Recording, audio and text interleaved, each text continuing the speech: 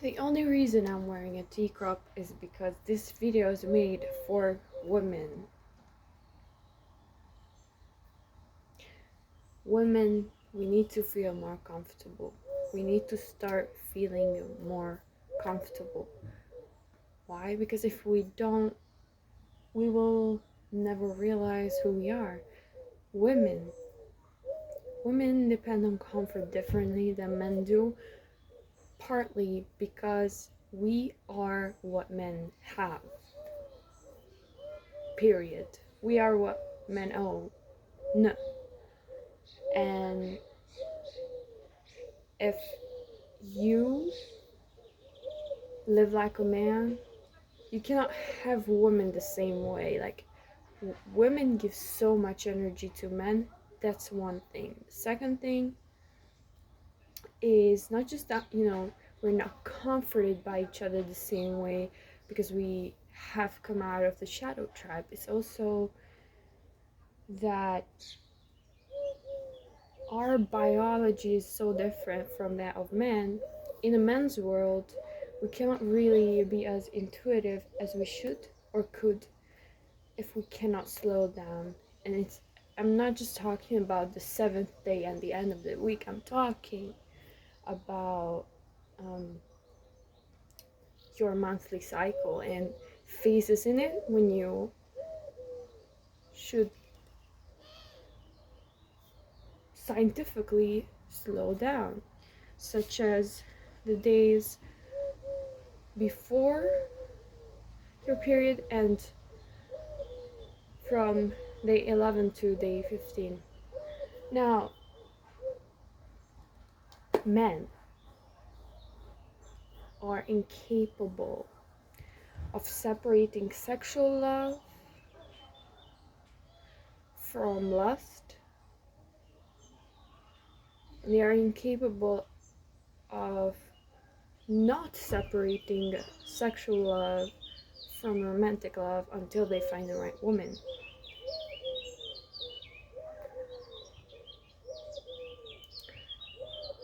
And that is why they have so much more energy when it comes to acting, romantic, but then changing their mind all of a sudden.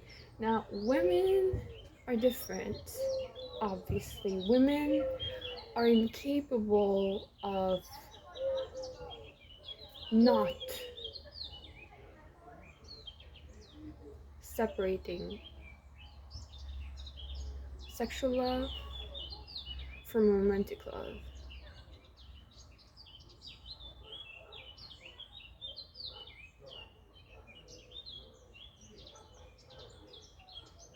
Do you know what I mean?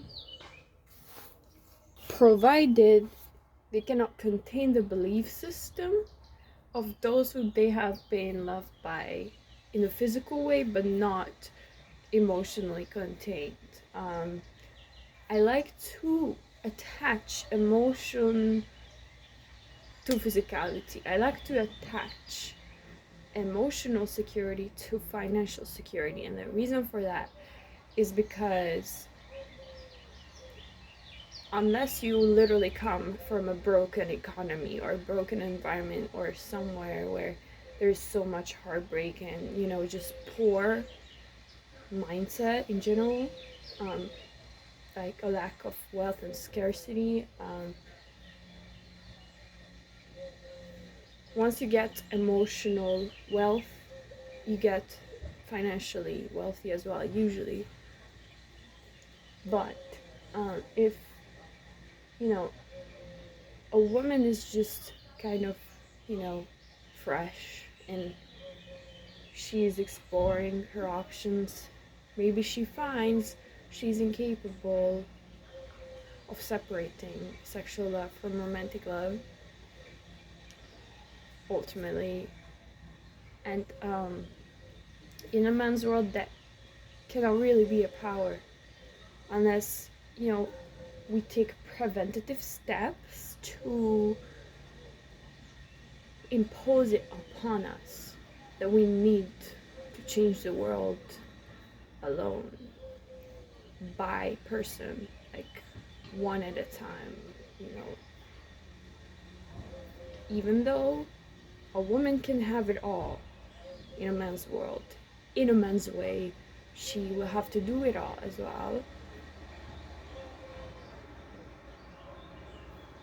And unless she does that, she will never even have the chance to change the world.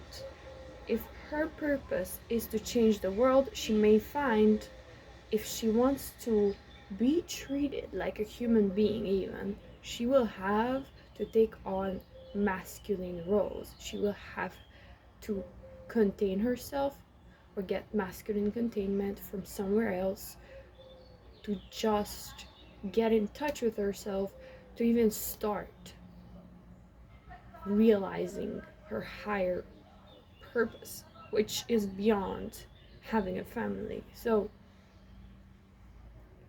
what I would suggest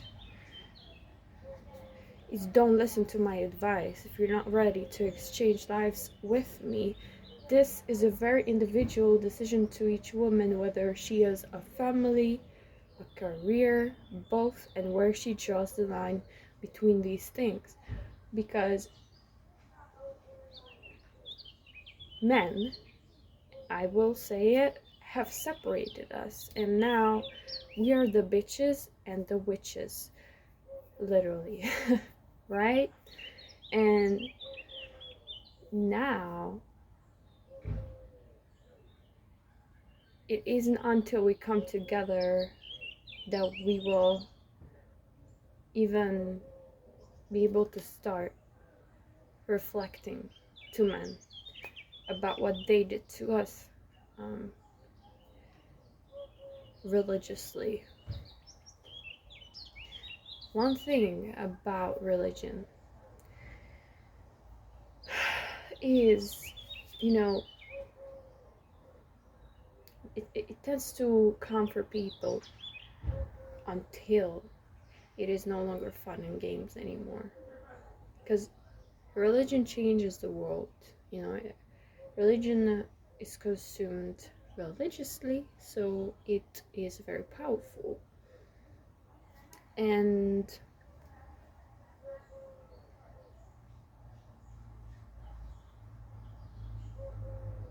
it gives people values for sure, but we as a species, we also need critical thinking.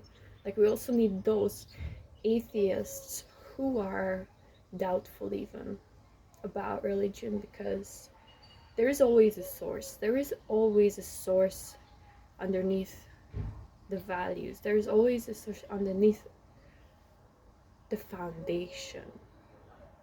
And surely the foundation must be strong for it to hold a house for long, but the ground underneath that foundation is, you know, in our world, important as to whether it is fertile or not, for example. So men are doers, women are receivers and connectors. Men are good at keeping each other accountable, and should I add, often even they want to keep women accountable. Women are good at sharing innately, biologically. Men are doers, often after the fact. Let's jump right ahead, right? After the fact, after a woman has been with a man, the man is highly unlikely to undo what he has been trained to do for a woman. Whether the doing comes from, let's say, sending her money without even meeting, not sending money, but texting her without even meeting, not meeting nor sending money. Meeting and sending money. For example, all of these things are tasks. All of these things are achievements. All of these things are accomplishments, pursuits in the courting phase. And when a man is stopped because you get with him, he's highly unlikely to marry you. That's just the end of the story. Religion is outdated. Oh, you're old, aren't you? Don't you think you're too old for your age? Don't you think you're too old for your wisdom at a young age? Don't you think you're too young for the world? Religion is outdated. Honey, you are outdated.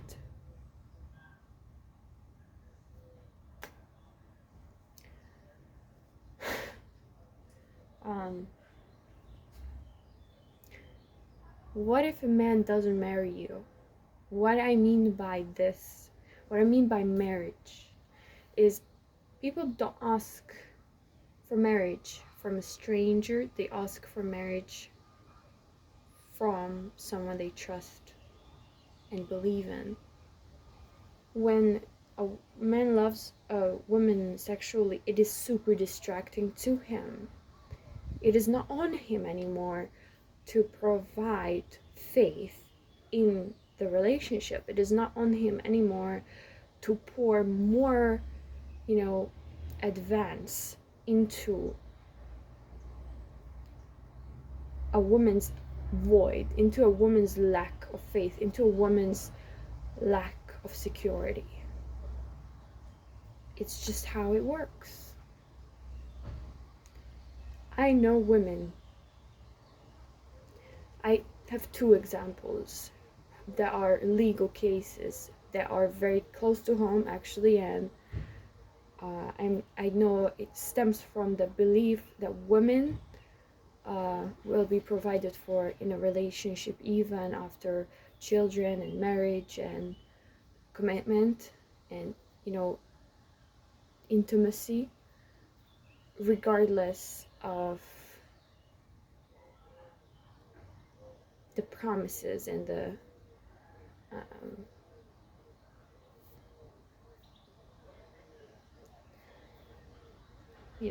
pink glasses before things got serious. Because promises and pink glasses tend to come with love, but love doesn't always tend, love doesn't always come with a lot of truth, that's the thing. So one example is a woman who I have met while she was before her court case. So the court case was about her partner, so the man, the father of her child, was living with her under one roof, but the house had been bought by the woman alone, even before they even met. So before, they had been creating a living space, like a shared living environment legally, to form a shared environment. Sorry about my legal vocabulary, I'm improving it. They were both earners, but the man earned less than the woman. And after the child was born, or multiple children, the man still lived in that house, but he got it legally on his name halfway. So he also had a share, he also had an interest in staying there. So after the woman decided to separate from the man. It happens a lot these days. The man insisted on staying and having it be under his name.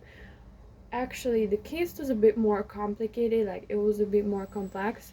He had like liabilities on his name. He had a lot of other like external financial and monetary benefits, but I'm not going to go into detail. The fact is the house itself. And so, you know, the case was about whether he should keep the house or lose everything. That's the first example. The second example, and by the way, this is Central Europe. You know, this is like not it's like a bit extreme in terms of patriarchy, but not like, you know, impossible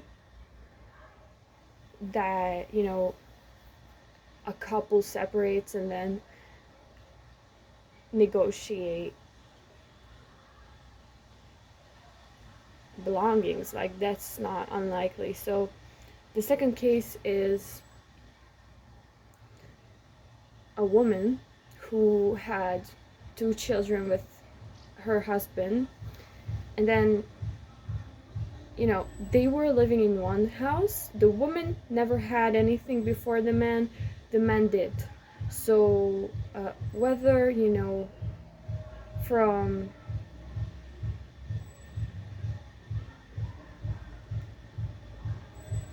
using someone else's money or using and making his own money, they got a house and they renovated it. They got a pool, they got, you know, new accessories to the house. They got everything done and ready for the kids to have a good childhood in early life.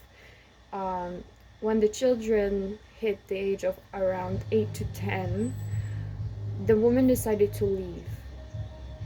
But because they were married, they had one bank account.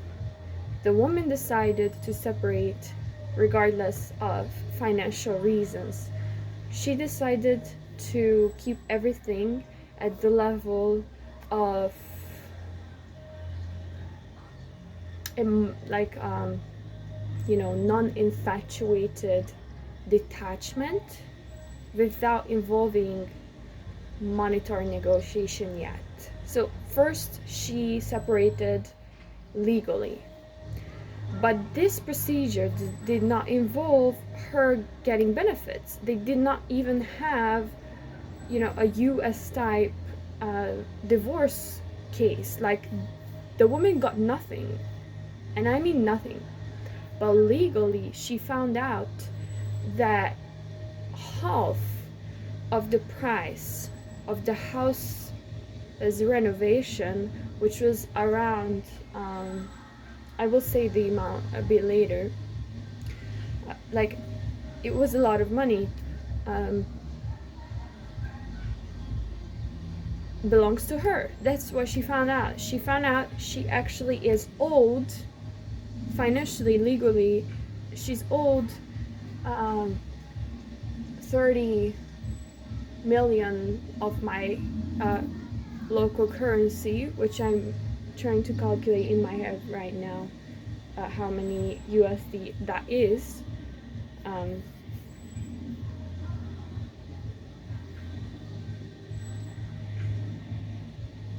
So that is around 60,000. Sorry, no, much more.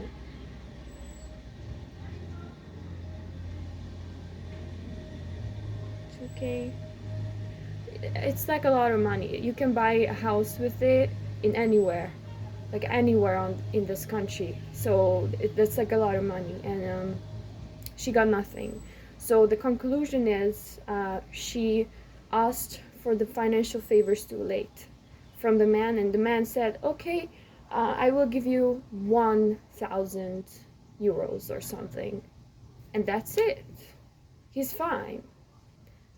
And it's not because the woman doesn't deserve it. It's not because the woman looks anyway. It's not because the woman doesn't need it. It's not because the woman is a fairy who lives in a forest and doesn't need to build a house, or have a house built for her. It's not because she has her own money. It's because the man believes that this is correct when it is not, so in the cases like these, the man surely loves the woman sexually, but he stopped earning her sexually.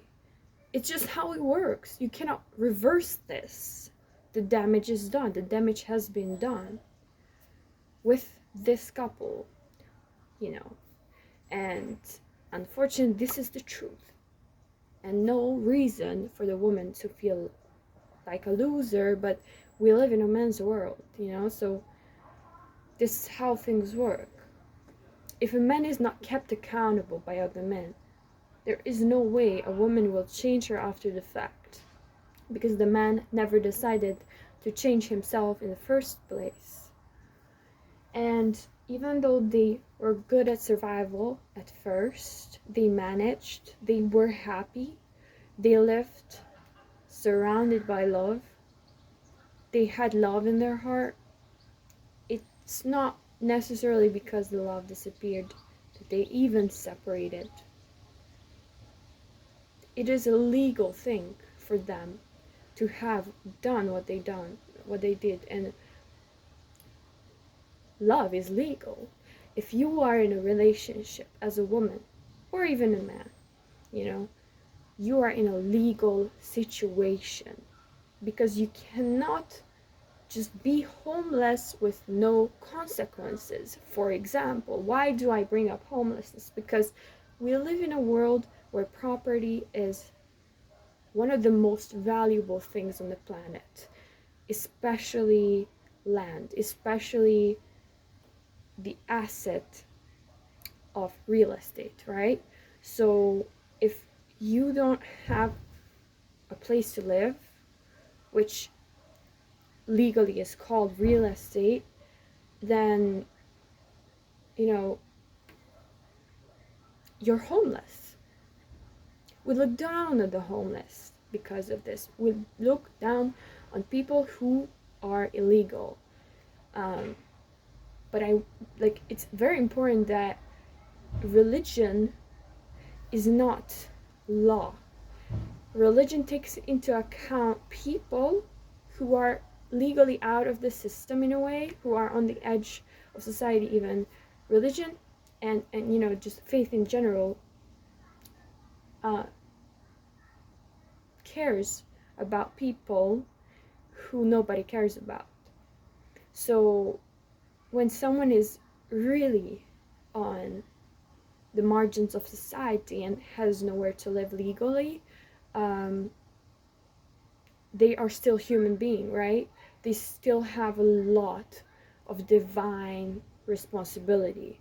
That's why I'm trying to say they still have a lot of energy, perhaps. They also have a lot of potential, possibly. So they can actually become better, they can change their life. Because they are human, they can literally become high status and then legal and legally influential, even political. So being a human is a divine privilege for sure, and it is, powerful. Being a human is powerful, but with great power comes great responsibility. And whether you're in a relationship with God only, and that's it, or you are in an actual physical relationship with another person, it is a legal case. Like it is a legal situation in that it does have legal potential. It does have legal duties, you know, like responsibilities, because there is a transaction happening there. And again, the main source or the main manifestation, I would say, of human transactions today comes from real estate still, because people are, in the West at least, no longer traded the same way as they used to, you know, be arranged and things like that, because of feminism mainly, I would say. But human transactions will never go out of the system. Like they will always be, you know, written. So as long as human reads and writes, paperwork is always necessary. And as long as paperwork is necessary, legality is it will be very valid and important. And I should say,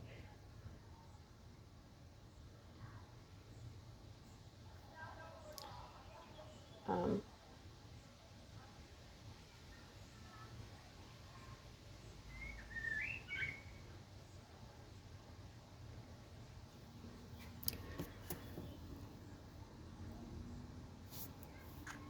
imperative. So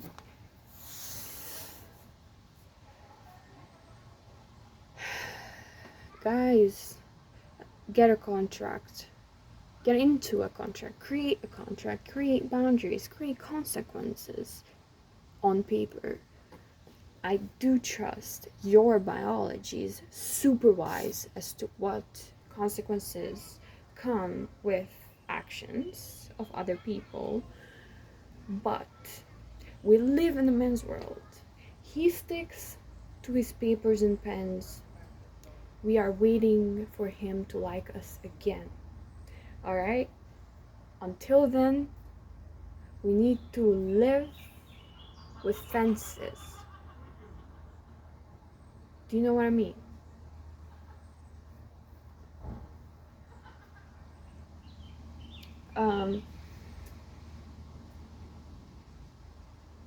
Nothing in this world is supernatural. Everything is supernatural. You can do it. If you can create life. If I can leave a man without ever having married him or depended on him financially, you can do so much better. You can do so much better, honey.